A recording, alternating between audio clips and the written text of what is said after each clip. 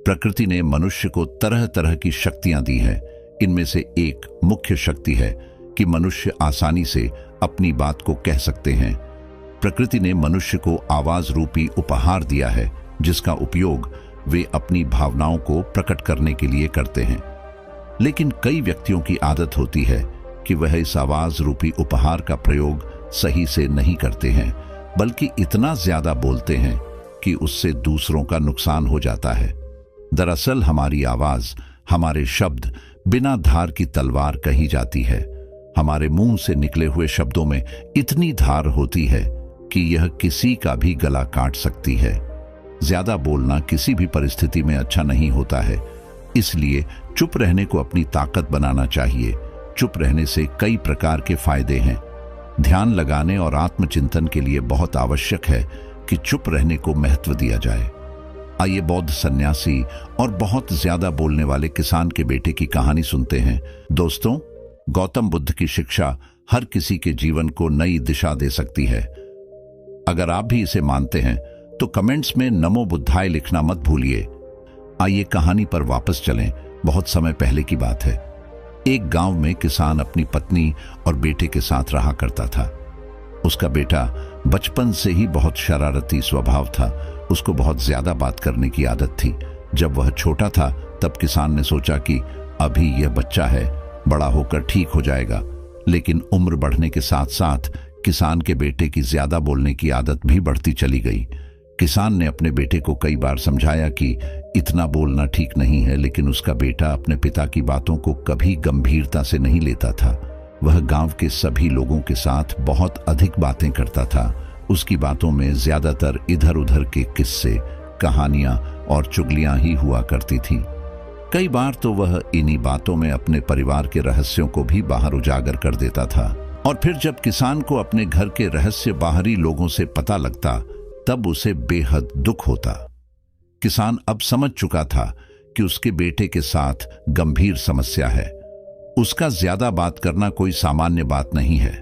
किसान ने अपने कई मित्रों से बेटे की इस आदत का समाधान पूछने का प्रयास किया। किसान के एक मित्र ने बताया कि यदि तुम अपने बेटे की इस आदत को छुड़ाना चाहते हो तो तुम्हें बौद्ध सन्यासी से मिलना चाहिए। तुम अपने बेटे को बौद्ध सन्यासी के पास लेकर जाओ और उसे कुछ दिन वहीं पर रहने दो। तुम्हें इसका लाभ अवश्य मिलेगा।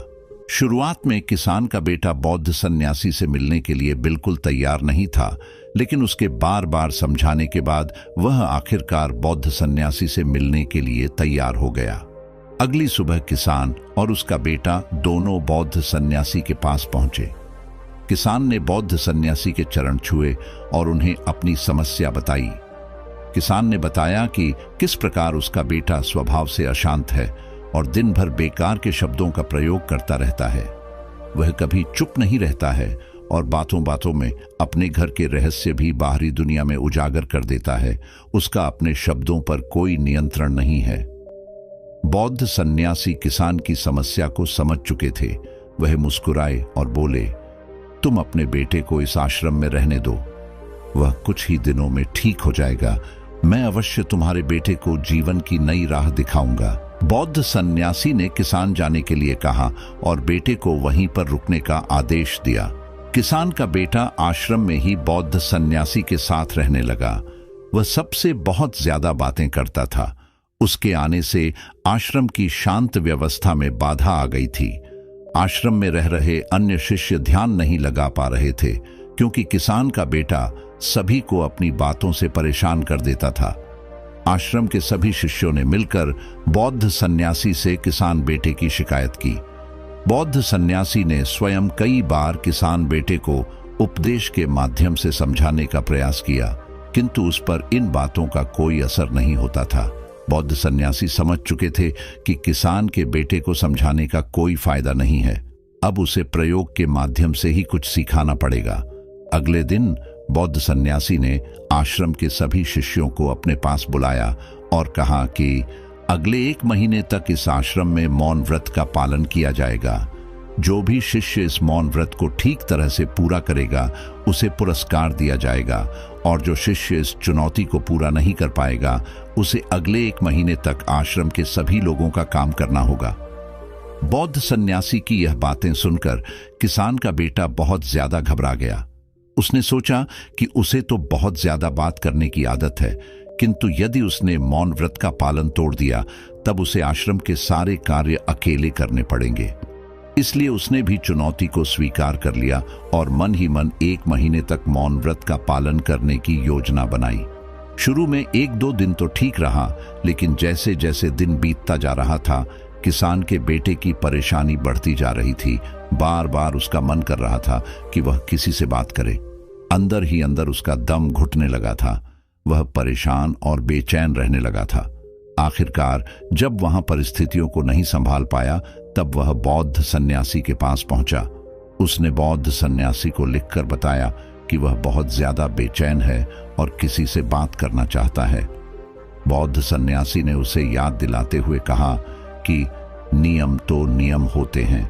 यदि तुम स्वयं को इतना योग्य मानते हो कि तुम आश्रम की सारी जिम्मेदारियां और कार्यभार संभाल सको, तो तुम आवश्यक बातें करो, अपने शब्दों को बाहर निकालो। इतना सुनते ही किसान का बेटा यह समझ चुका था कि आश्रम के सारे कार्य करने से अच्छा है कि वह कुछ दिनों तक मौन व्रत पर ही रहे। किसान का बेटा वहां से चला गया। वापस जाकर वह एक निर्जन स्थान पर बैठ गया और थोड़ी देर के लिए उसने अपनी आंखें बंद कर ली। यह जीवन में पहला अनुभव था जब उसने कुछ क्षण के लिए ध्यान का अनुभव किया। इस कुछ क्षण उसका जीवन बदल दिया। अब ध्यान की अवस्था में ही रहना चाहता था। कई दिनों तक कुछ न बोलने के कारण उसका दिमाग बिल्कुल शांत हो चुका था। अब वह धीरे धीरे अपने अंदर बदलाव को महसूस करने लगा था। आखिरकार आश्रम में मौन व्रत का समय समाप्त हो गया और सभी शिष्य आपस में बातचीत करने लगे, किंतु किसान के बेटे का मौन व्रत अभी तक खत्म नहीं हुआ था। वह और भी ज्यादा दिनों तक मौन व्रत करना चाहता था। आश्रम के अन्य शिष्यों ने बार बार प्रयास किया कि किसान का बेटा अपना मौन व्रत तोड़ दे और पहले की तरह बातें करने लग जाए, किंतु उसने अपना मौन व्रत नहीं तोड़ा। आखिरकार सभी शिष्य इस बात को लेकर बौद्ध सन्यासी के पास जा पहुंचे कि आश्रम में सबसे अधिक बोलने वाला शिष्य अब बात नहीं करना चाहता। इसके पीछे क्या कारण हो सकता है? तब गुरुदेव ने कहा कि उसे अब समझ में आ गया है कि चुप रहना कितना आवश्यक है। तभी एक शिष्य ने प्रश्न किया कि गुरुदेव, क्या ज्यादा बातें करने से व्यक्ति का नुकसान होता है? बौद्ध सन्यासी ने उत्तर देते हुए कहा कि हां, ज्यादा बात करने से शरीर की ऊर्जा समाप्त होती है। साथ ही दिमाग में रचनात्मक विचार आना बंद हो जाते हैं और यह ज्यादातर व्यर्थ की बातें सोचता रहता है। कई बार ज्यादा बोलने की वजह से हमारे रिश्ते भी खराब हो जाते हैं और समाज में हमारी छवि भी बेकार हो जाती है।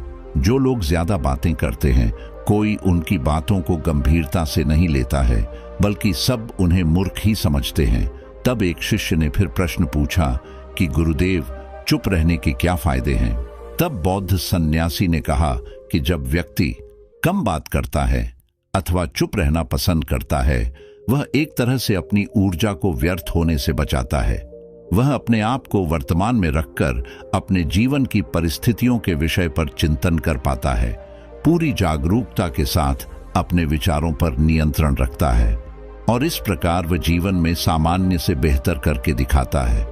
जो ज्ञान एक कम बोलने वाले व्यक्ति के पास होता है, अधिक बोलने वाला व्यक्ति उस ज्ञान को कभी समझ नहीं पाता है। चुप रहने वाले व्यक्ति हर प्रकार की नकारात्मकता से दूर रहते हैं। वे दूसरों की बुराई, चुगली इत्यादि से दूर रहते हैं और इस प्रकार उनके अंदर समझदारी विकसित हो जाती है। चुप रहने वाला व्यक्ति आत्मचिंतन करता है और अपने विकास पर ध्यान देता है। वह अपनी कमियों को अन्य की तुलना में अच्छी तरह समझ पाता है, क्योंकि उसका सारा ध्यान अपने ऊपर होता है। इस प्रकार बौद्ध सन्यासी ने शिष्य के प्रश्नों के उत्तर दिए। उस किसान के बेटे ने लगभग 3 महीने तक मौन व्रत को धारण किया। धीरे धीरे उसके अंदर एक अलग सी शांति आने लगी। पहले उसका दिमाग हर वक्त बेकार की बातों में उलझा रहता था, किंतु अब वह काफी शांत हो चुका था। 3 महीने बाद जब उसने अपना मौन व्रत खत्म किया, तब वह एक अलग प्रकार का व्यक्ति बन चुका था। बौद्ध सन्यासी और आश्रम के सभी लोग उसे देखकर हैरान थे, क्योंकि अब उसके चेहरे पर ठहराव और आंखों में शांति दिखाई पड़ रही थी। आश्रम के सभी लोगों ने जब उससे बातचीत प्रारंभ किया तब वे महसूस कर पा रहे थे कि अब वह पहले की तरह शरारती और बातूनी नहीं रह गया है। उसका उतावलापन गंभीरता में बदल गया है। उसके मुख से निकला हुआ एक एक शब्द महत्वपूर्ण लग रहा था। अपने जीवन में उसने बेकार के शब्दों को हटाकर महत्वपूर्ण शब्दों को जोड़ लिया है। किसान का बेटा जब बौद्ध सन्यासी के पास गया तब उसने पूछा कि गुरुदेव, क्या आप मेरा बदलाव महसूस कर पा रहे हैं? अब मैंने अपना मौन व्रत खत्म कर लिया है।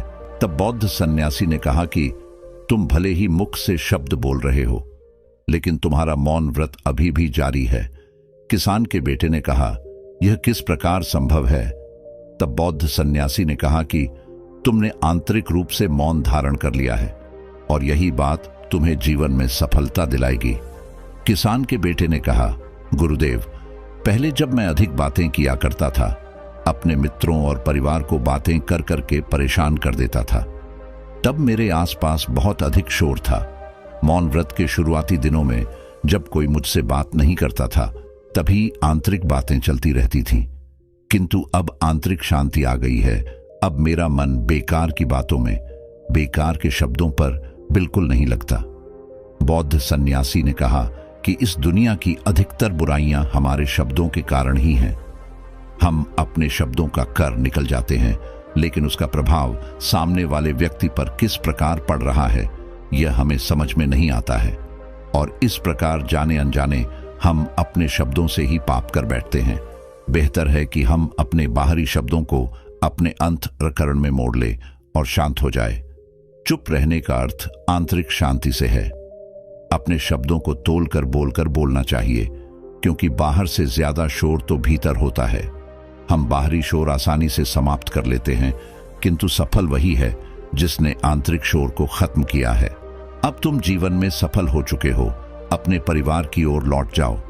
तुमने अपने जीवन की सबसे बड़ी कमी को दूर किया है। किसान के बेटे ने परिवार में वापस जाने से मना कर दिया।